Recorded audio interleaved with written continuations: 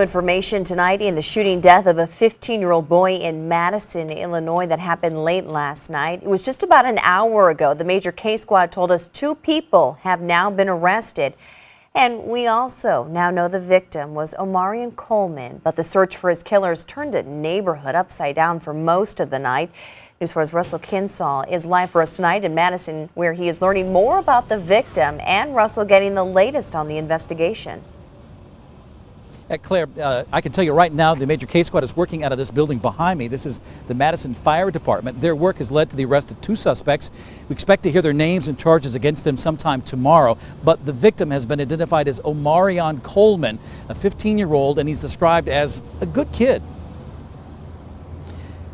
We're told the shooting happened around 7:30 p.m. on a vacant lot where a bunch of teenagers were hanging out in the 1500 block of 4th Street in Madison last night.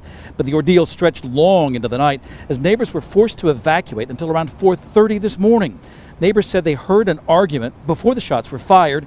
15-year-old Omarion Coleman was killed. A 16-year-old and 21-year-old were each shot in the leg.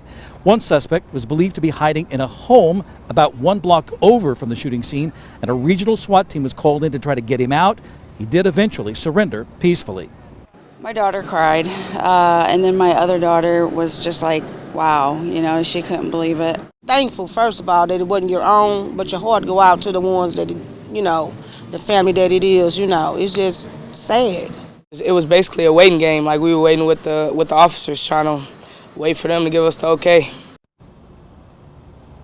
We spoke with a brother and sister of Omarion Coleman, and we also spoke with a family with young children forced out of their home for nearly 7 hours.